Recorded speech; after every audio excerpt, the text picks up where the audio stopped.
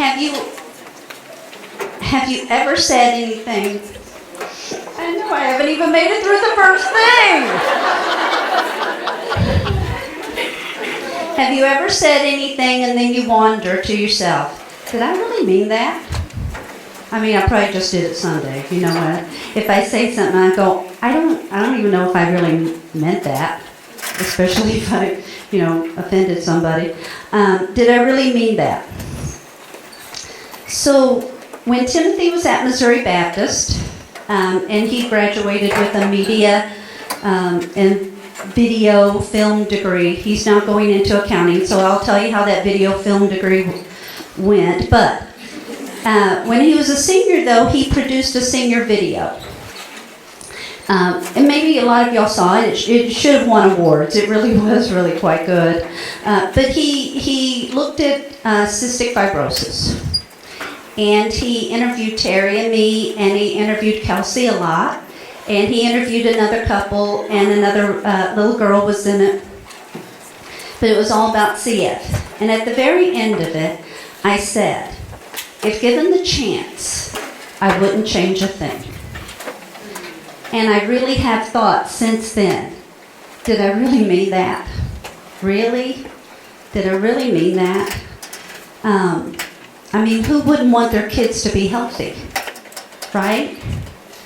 But let me tell you why I meant it. And I still mean it. For one thing, I wouldn't change it because I couldn't anyway. There are many forks in our road that lead us to certain places. But in God's view, there was never a fork. It was always a straight path. I don't know if y'all know this, but it's a pretty staggering statistic. 1 out of every 10 adults carries the gene for cystic fibrosis. That's really quite a few people. Those 2 people have to meet and marry. And fall in love and marry. Why did we find each other? I mean, sure, we lived in the same state. Why? But, I mean, we lived in the same state, but it's a big state. Texas is a big state. It's not like, will we meet in Rhode Island? I mean, who are you going to meet in Texas? But we did. And I said, and why were we both 5-year college students? Why?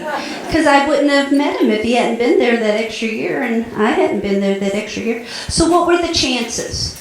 But to God, the chance was 100%. We were going to meet. I was going to think he was cute. We were going to fall in love. We were going to get married. It was 100% likely. And then out of every child you're to have, if you both carry the gene, it's a 25% chance.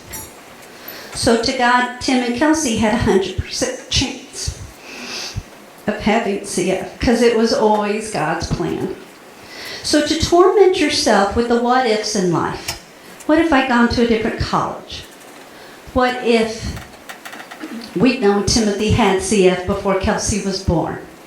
He knew better than to let me have that knowledge, because I would have missed out on the best thing ever. So he always had the plan. So to let go of the what ifs is settling. It's just settling to quit going over the what ifs. So I wouldn't change a thing because I couldn't have. It was his plan. And secondly, I think that going through trials just flat out shapes a person. Of course, you have to submit yourself to God in that process. If he's taking you through a trial and you don't submit, well, you're just bitter and angry. But if you give in and submit to his teaching, you're changed. Your perspective is changed. Your lens on life is changed. You really do see yourself and God differently once you've gone through a significant trial. And Kelsey is who she is because of CF and because of the transplant. I don't know who she would have been without either, but I know who she is with them. She's really funny. She's really compassionate. She has a passion for people, especially youth and Alzheimer's patients. No connection. And it's just how varied she goes. Nothing in common there. She loves to dance, but she does not like to dance around in relationships. And I admire that. She's honest and mature. She will encourage and make her nurses and doctors laugh, but then she will take names and report you if she has to. I think she knows that life is short and she lives it that way. She likes to hug and be hugged and then use her hand sanitizer, but that's just her. It's not personal. She has a special love for her church. She loves her pastor. And mostly she loves her God and she loves His Word. I could go on and on. I'd like to be just like her when I grow up. I really respect her. I love her and I genuinely like her. And at the end of the day, I wouldn't change a thing. I'm going to pray and then you come, okay? So, Father, in the time of speaking and as I've spoken, we just want you to know we boast in nothing. Nothing. But we thank you, Father, for your patient teaching. We thank you for the times you looked at us when we were pitching fits and you said, I'm going to keep on teaching you. And so anything we've learned this year, Father, we thank you. Anything we've learned in this lifetime, we thank you. And we thank you, Father, that even though we would not have volunteered for a single one of these life lessons, you saw fit to teach us anyway. And we are all eternally grateful for the lessons you've taught us. So be with Kelsey now, Father. I know it's not easy. It's not easy to share the hard things on your heart. But to you goes all the praise. In Jesus' name, amen.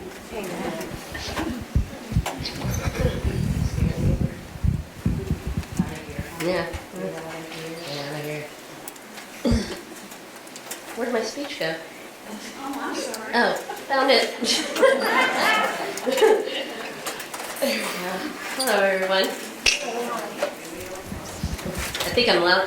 This, I have to tell you, usually, like in the children's choir and everything, they never gave me a mic. They wouldn't allow me to because I'm so loud. So tonight's a big night because I get a mic. Thank you, Mom, for making everyone cry before. Thank you. Before I even got up here, she truly is my best friend, and I could say that truthfully. But she's forcing me to do this tonight, so she went down on the list just a tiny bit. Back in January, during one of my many hospitalizations, Mom and I were actually talking casually about tonight. Way back in January, I know, we're planners like that.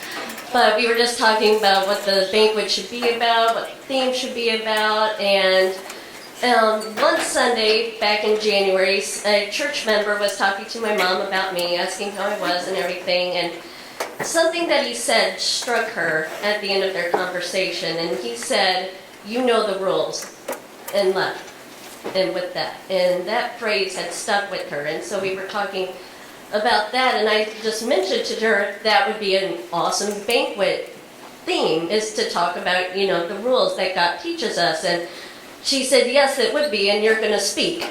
And just, you know, I'm going to do what? That's not why I brought it up, but I don't like public speaking, I'll be completely honest. It terrifies me. And I'm just one of those people that psychologically it's not good for me to talk about myself all the time. So, but nevertheless, I did say yes. And how since that night, I have been writing and rewriting this speech in my head, trying to narrow down what exactly I should share with you tonight. Because the truth is that God taught me so much during this transplant time. And to narrow it down and like 30 minutes or so is very hard, because the truth is that he's been teaching me all these lessons for the almost 25 years that I've been alive. And all these lessons he's just piled on one and another and made me has opened my eyes to many different things. So, with that said, I will try to logically communicate to the best of my ability what all he has taught me this year in a nutshell. But in order to do so, there's a thing that you must know about me, and it's very random, but I love movies. Love movies. And you might be saying to yourself, well, that's a random fact. But the reason why I mention it is because I see my life as a movie. As I've talked to some of other transplant people and with some of my mentors and everything, it's a very common perspective that we have on life, is that we see our lives as a movie or a book for you readers out there, but I don't read that much, so. Because my life is completely different than the life that I had before my lung transplant. And much like the sequel of a movie is, like the character stays the same, but the storyline in some instances changes completely in the second movie. And that's how it feels when you have a transplant. However, even though I love movies, the thing that I love the most about movies is to know the behind-the-scenes stuff, the trivia stuff. My mind is filled with useless information that I will probably never even use at all. But I do. Anyway, my head, and so that is how I am going to organize my speech to you tonight. There are 4 major scenes in my movie that I will be sharing with you, and these 4 scenes are the 4 different lessons that God has taught me before and after the transplant. And in order to fully understand these lessons, I will be sharing with you some behind-the-scenes details, because in order to understand what he taught me, you have to understand the context of my life and what was happening during that time. So, from the age of 18 to the present, that is what I will be. And my goal tonight is to not only glorify God through my words, because he is the one that is directing my movie, as it were, but my second goal is to just be real. And as I was reflecting on what I was going to see tonight, I came to realize that one day that in order to be real with y'all, I had to be real with myself first. And for me, that's the toughest person to be real with. Because the truth is that even though Mom told you some great things about me, the truth is that I am a very stubborn, impatient, prideful, controlling, and weak person. And I stupidly fought him on every single lesson that I'm going to tell you about tonight. But because he is God, and he got his way, and he patiently taught me his rules. And as the director of my movie, he knows the big picture, and as his actress, I'm just called to trust and obey in a sovereign plan, which is easier said than done. But this is my movie, and this is how he taught me his rules. So, scene 1. Is when I was very young and very confused. It starts when I was 13, and you may be asking, why are we going back that far? Well, I'm glad you asked, because it is when God started changing my heart in view of my cystic fibrosis. I had just come into the youth group, and I was so excited because I had grown up with a father who was in charge of the youth group, but I could never participate in it. And so I was finally getting to be able to participate, finally be able to do stuff. And then during this time is when I first started experiencing the feeling of not being normal and with having several limitations. At 13, I just craved to be one of the other girls, to be able to do all the different activities that they did, to be able to just look like them. Because when I was 13, I was on steroids for so long that I was this height, but I was very big. I weighed over 130 pounds, so imagine that. But, so I just craved to look like them, and I wanted to spend the night with them at the events and not have to worry about all the treatments and medications and stuff like that. And it was also at this age that my knowledge of CF began to grow, because I had always known that I would never live a long life. as a person with CF, it's just common knowledge.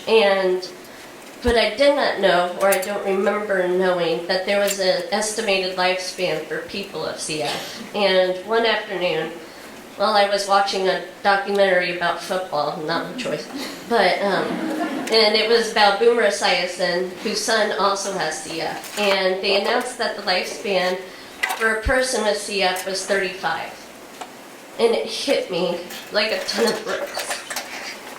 And I will never forget that day because I just broke down. And that is when I began to look at my disease as unfair, and the questions that haunted me my whole life, like why did God give me this disease, began taking hold of me. And I became very frustrated and very annoyed that I had this disease for a purpose that I didn't know. However, during this time, God had put someone very special in my life. My dad had an intern in the youth group working with him at the time who also dealt with medical problems. And I loved her so, so much. And on one of the last days before she left for Taiwan to become a missionary, she left me a note with this verse that God used to open up my eyes. And it's 2 Corinthians 12:9. And he said to me, "My grace is sufficient for you, for power is perfected in weakness. Most gladly, therefore, I will rather boast about my weaknesses, so that the power of Christ may dwell in me." And this verse changed my whole perspective on my disease. And God gave me peace by accepting what he had given to me. Since that day that I read this verse, the frustration and the annoyance and the unfairness of having CF went away. God changed my view from no longer looking at it as a curse, but as a gift from him. And even though I did not know, or I still do not know fully, the purpose of having this disease, I know that there is one. And he did not give it to me by accident, but as a way to glorify him and to grow in him. And he also showed me that no matter what happens in the course of this disease, no matter how weak I get, he will always give me the strength I need every day. And those lessons he taught me back when I was 13 is what he used for this time and for since then. So, fast forward to scene 2. Yeah, I'm 18 and was looking forward to graduating high school, going to college, and fulfilling my plan on becoming an ultrasound technologist. But for the past 15 years, my health had been declining. Oh, or 5 years. I think I said 15. Anyway. But I could still function and do everything, but it was getting a little bit harder. And it was during this time, though, that while I was at one of my doctor's appointments, my doctor mentioned for the first time the word transplant, saying that my health was at a point where I could either stay stable for a while or I could go downhill quickly. So here I was, getting ready to graduate, have a new life, and I hit this speed bump head on. And even though the word was always in my mind, I worried on it constantly, I continued on. I graduated high school, graduated college, applied for the ultrasound programs, and I started working with my dad in the youth and volunteering with them, and then I also started volunteering at a nursing home with the Alzheimer's and dementia patients and helping them. And all these things were going exactly to my plan, and I loved my life. I loved what I was doing and everything that was going on, but the word transplant was always in the back of my mind, just taunting me. And my health has declined over the next couple years. And it became more apparent that the transplant would happen sooner than later. And in the course of those years, from ages 18 to 20, the knowledge of having a transplant became a feeling of needing a transplant. It got harder for me to walk places without being completely out of breath, and when I got there, and I started having terrible headaches that always felt like I have a fever, but I didn't. However, I had no choice but to wait and persevere and do all my classes and activities like normal. And when I turned 21, I had to transfer over to Barnes Jewish instead of Children's because I reached the age limit. So not only was I getting worse health-wise, but now I had to deal with a completely separate doctors and nurses, and the ones at Children's had known me my whole life, and I loved them. And now I had to go through this whole new thing. Oh, it was too much. But anyway, it was very fearful and very frustrating because my doctor at Children's believed that my transplant was just over the horizon. I was almost there. But when I moved over the Barnes, my doctor's like, nope, you have to still wait because you don't meet all the criteria that we need you to qualify for in order for you to get a transplant. So, I still had to wait, but it was during this time that I hit a mental breakdown again because I knew in my heart that I could not continue to do all the volunteer work that I had been doing.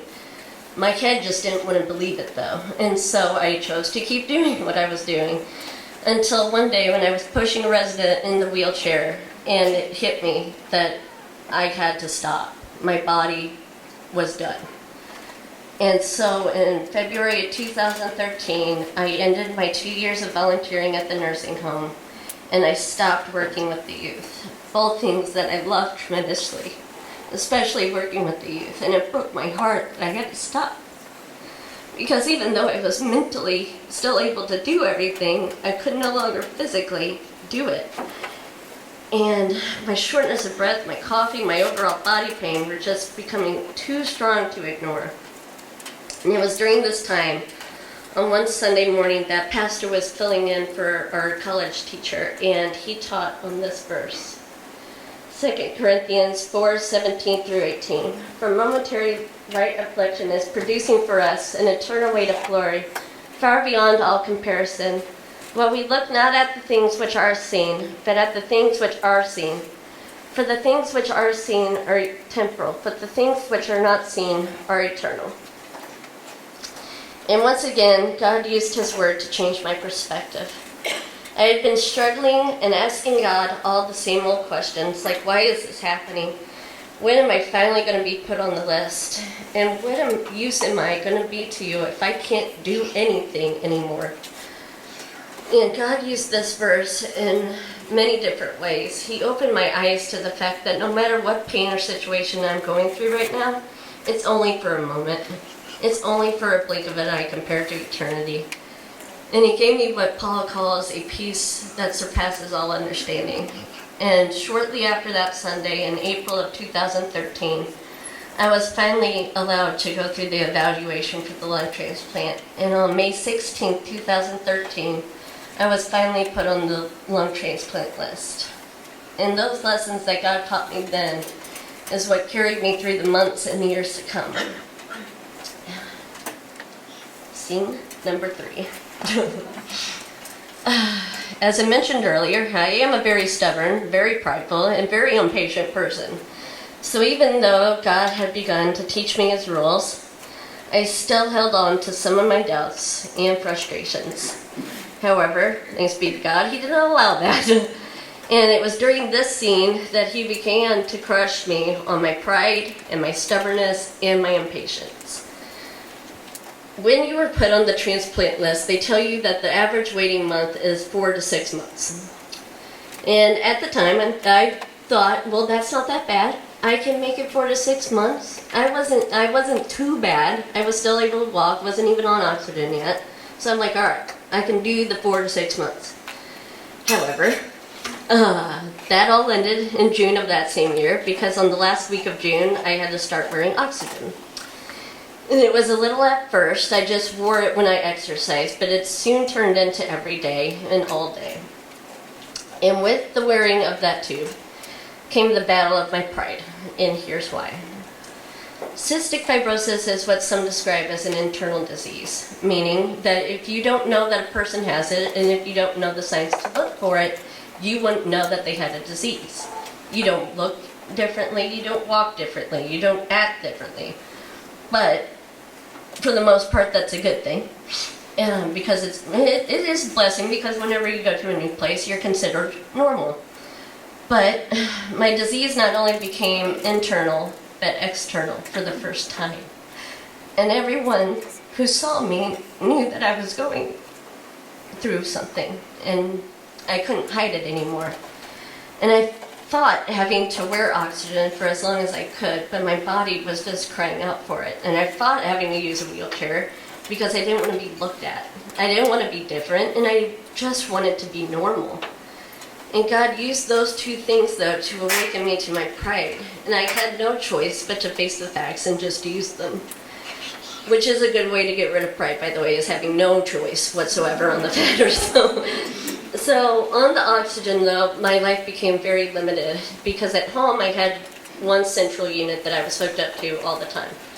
However, whenever we had to leave, I had to use a portable tank, which most of you saw, which lasted for only upwards of 6 hours, depending on how much I had to use. So it soon became a hassle for me to go anywhere besides church and to doctor's appointments. So my life became a routine where I would get up in the mornings, do my treatments, work out, do my quiet times, do computer stuff, eat, paint for 4 hours every day, take a nap, watch TV, eat, watch TV, go to bed, and repeat it every day. And I went from a life of commitments to deadlines to volunteering to nothing but to watching TV, eating, and going to bed. And I continued to question God during this time because to me, my life had become meaningless. I had been doing all of these things like volunteering and working with the youth, thinking that I was serving Him and glorifying Him through it, and now I could do nothing but just sit on my floor and paint every day. And I would ask Him how long He was going to make me wait for new lungs. And I became very frustrated and very confused, and many other countless emotions that go with it, and I pushed aside all the lessons He had confronted me with earlier, with dealing with my impatience and stubbornness, until one day, while I was painting, and I'll never forget this, and I was feeling sorry for myself, and He stopped me and opened my eyes to His sovereignty and power and to my weaknesses. And one by one, He put all of those questions to rest, and He gave me peace. And that peace stayed with me throughout the entire time and even up till today. No, I'm not saying that I never got frustrated again, because that's completely untrue.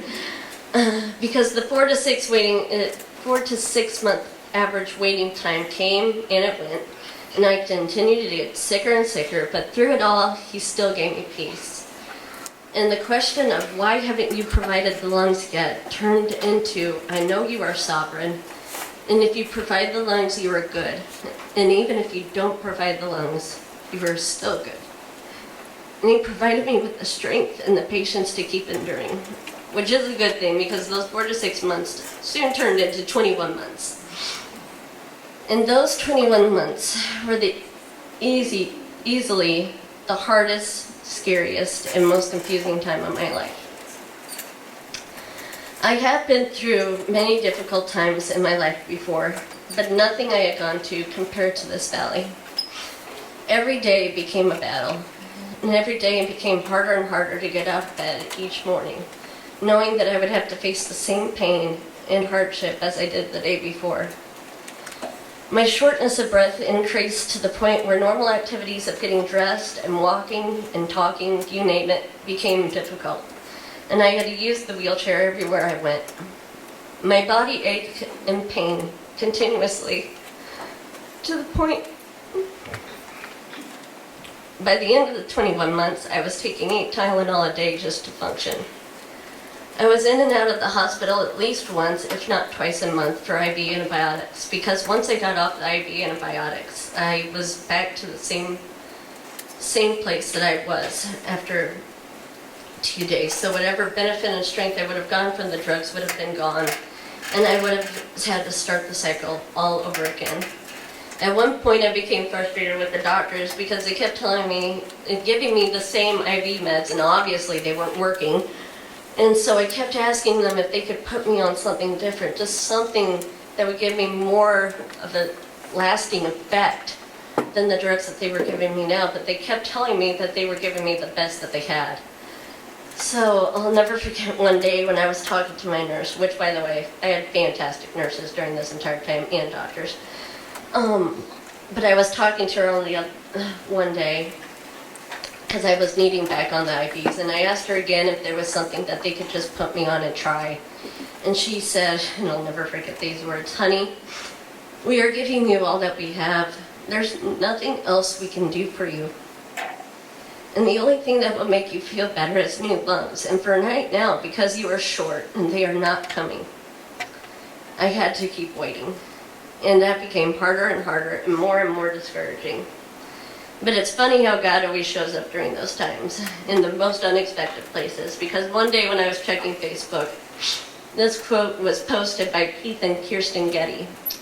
And it says, "No matter what is or isn't working in my ministry, no matter what difficulties I am facing, no matter what battles I am fighting, the expansive glory of God gives me a reason to get up in the morning and do what I have been gifted and called to do with enthusiasm, courage, and confidence." And once again, God changed my perspective. In the midst of all the pain and frustration, He had given me peace and a comfort that I couldn't understand. So every day I did get out of bed, and I did make it my mission to glorify Him, like the quote says. I continued painting, but instead of painting for myself, I painted for other people who needed a smile on their face. If it was the only thing that I could do, I didn't want it to be about myself. And it not only gave me joy, but it allowed me to focus on somebody other than myself. And God blessed me by allowing me to keep painting. However, towards the end of the waiting, painting became a hard task to accomplish in and of itself. It got to the point where I was so tired that I would start to paint and would just give up after like an hour and would fall asleep. Or I would actually fall asleep on my painting, and then I would wake up and just take a nap. My body was just wearing out, and the normal tasks that I had thought were hard before had become almost impossible. For the last 2 months of waiting, I could barely walk 15 feet to get from my bedroom to my bathroom without being completely out of breath, like I have run a marathon. A couple times my father had to physically carry me down to the car to go to the hospital because I was so short of breath and so weak that I couldn't do it myself. My nails had turned blue, and I had gone from 92 pounds to 82 pounds. And I was getting an average of around 4 hours of sleep because I just couldn't sleep. And so during this time, I came to the understanding that there was a strong possibility that I was going to die. And I had actually started drafting a note to Pastor telling him of all my wishes in case that would happen. I hadn't given up, but I planned to continue to fight. But I had to face the reality that my body was outwardly, inwardly, and blankly wasting away. But as I said, I did continue to fight and kept going on and off antibiotics until one day at 4:32 p.m. on February 5th, 2015, my weight had stopped. I was sitting in my recliner watching Jeopardy with my mom and watching my dad make supper when all of a sudden I got a call from my nurse. I had just gone on IV meds 2 days before, so I just expected that was what she was calling me about. But I answered the phone and said, "Hey, what's up?" To which she replied, "Nothing, what are you doing?" I said, "What do you mean?" And she said, "Well, have you eaten supper yet?" And I said, "No, why?" And then there was a long pause, and it hit me.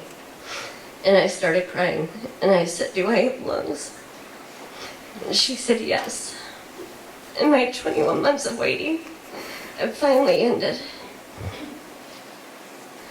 And what happened after that phone call is probably the most difficult thing to talk about. Because even after 7 months, I still do not fully grasp of all that took place during the surgery and recovery time to find the words that would accurately describe all that God taught me during that time is pretty impossible for me because my words would not do it justice. There are events in the hospital that I remember very clearly, good and bad. Like being led by Pastor with a group of our dearest friends in prayer the night before my surgery. Or when I had to hug my family goodbye, being wheeled back to the surgery room knowing that I may not see them again. I could go on because in those 35 days in the hospital there were obstacles, many failures, but also many successes and joy. I could not talk for 3 weeks because I had a trach, which had seemed at first like very big punishment because I love to talk. I also couldn't eat too, but that's besides the point. However, what I viewed as a nuisance, God used as a blessing. Because not only did it keep me from yelling at people, which was so easy to do, I was in great communion with Him. The trach prevented me from talking to anybody on the outside, but it never prevented me from talking to Him. And it was during that time that He used my silence to teach me some of the greatest lessons. So great that I can't put into words. And those 35 days were easily the hardest and scariest days of my life. And I never thought that I would go home from the hospital. But it oftentimes seemed too much. But it was also a huge blessing. And when I was finally able to go home, I came out of that hospital physically weaker, but spiritually stronger. And finally, scene 4. After I was home, I knew I had months of rehab ahead of me to physically recover from the surgery. But I was kind of prepared for that because the transplant was my 15th surgery. So I knew what to, expect from it. So I just figured that I would persevere through the torture called the treadmill, get stronger, and move on with my new life. However, I was completely and utterly wrong. God had a different plan for me, and it took me by surprise and rocked me to the core. It was a mental one. I knew that this journey would be a hard one, physically and mentally, but I never expected it to be this hard and debilitating. And it was a journey filled with anxiety, uncertainty, loneliness, and fear. When I got home, I had a small form of PTSD from all that I had gone through in the hospital. Combine that with some new medications, and I felt like I was going crazy. Every day became a new battle as certain sights and smells would send me into a panic attack. And some days I would be so overwhelmed by depression and loneliness, because the weird thing is about a transplant is that you're surrounded by people 24/7. Some who have gone through the same procedure as you, and some that are just there for your support system. However, no person has had the same experience. Not even when you have the same transplant, do you have the same experience. And it leaves you feeling very, very lonely. Finally, to top it all off, I had absolutely no idea what I was supposed to be doing now. And for a planner, that is very scary. I had no plan because I didn't expect to need a new plan. I had given up on my dream of being an ultrasound tech and had not allowed myself to dream anything new. And I was a big ball of absolute confusion and anxiety, and nothing made sense anymore. Until one day, God woke me up again, and it was as He said to me, "Enough. Stop doubting." And I realized that if I had trusted Him with everything that I had just gone through, why wasn't I trusting Him now? And that was the wake-up call that I needed. So instead of searching for what I wanted to do, I just started doing what I already knew to do, trusting and obeying. Through that surrender, the depression and lonely feelings started to disappear, and I found my true contentment in Him and myself. And through the constant readjusting of my meds, the PTSD and anxiety began to slowly get less and less. But it wasn't until I read this quote from Elizabeth Elliot that I was finally able to find the words to explain the confusion I was experiencing. At the end of one of her chapters in her book, Secure in His Everlasting Arms, she talks about the time in her life when she was unsure of what God wanted her to do. And she says this: "When in the early 1960s it began to appear to me that the shepherd was perhaps about to terminate what I had surely thought was my life's calling to Bible translation work, I found it hard to accept. Was this a notion of the enemy to persuade me to look back when I had put my hand to the plow? Questions tormented me for a while. The lessons of trust and patient waiting on God are hard, at least for one who loves to plan ahead. make decisions, and stick with them. But in the words of a Portuguese proverb, God writes straight with crooked lines, and He is far more interested in our getting where He wants us to be than we are in getting there. He does not discuss things with us. He leads us faithfully and plainly as we trust Him and simply do the next thing. I was that crooked line instantly that God was making straight. I was so focused on needing to find a new plan that I lost sight of the fact that He had already written the next scene in my script. My job was to just trust and obey my director, and he would make my movie greater than I could even imagine. And He has.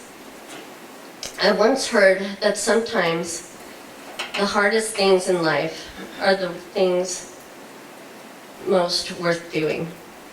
And that is so true. Because even though my life has been hard, I truly have a blessed life. I went from being barely able to walk to now running every day on the treadmill. I am volunteering again at the nursing home and with the youth group, and I love it even more than I did before. I cannot explain to you how much I love being busy again. Being busy to me has become a complete and utter blessing because I now know the feeling of not being able to be. And on top of all those physical blessings, God has also opened my eyes to how truly blessed I am with the great support system He has provided for me. He has blessed me with a loving church, with people who truly love me and my family, and have for over 27 years. And from what I've heard, that is not normal. Y'all aren't normal. And I thank y'all for everything that y'all have done for me and for my family during this time, for providing for us financially, for praying for us without ceasing, and also for giving me a huge blessing during this time that y'all don't realize that you did. You allowed my parents to just be my parents during this time. Y'all took away all of their commitments and all of their concerns here and just allowed them to focus on me. And I thank you all so much for that. I have also been blessed with such amazing friends, some of whom I am so unworthy to even call friends. Friends who dedicated so much of their time during my waiting time to take care of me and to support me that I will never be able to pay them back. There's even a friend that used to come over to my house and twice a week and make me a peanut butter and jelly sandwich because I couldn't make lunch on myself. And he would come over, make me a sandwich, and sit with me until one of my family members was able to get home. And I love them even more for that. But most importantly, He has blessed me with a strong family. This experience has strengthened even more so my relationship with my parents and has given me an even sweeter friendship with my brother than I could ever imagine. They encourage me, they keep me laughing, and they never let me get away with anything. And I thank them, and I love them so much for that. I still deal with some moments of anxiety and depression, but thanks to His loving kindness, they have become less frequent. And in those times of panic, He has taught me to cope by reflecting upon His truths.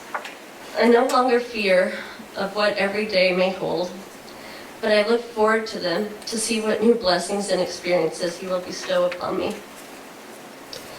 Every day and every breath is a new journey. And through His teaching me His rules, I am now able to enjoy them even more. So there you go.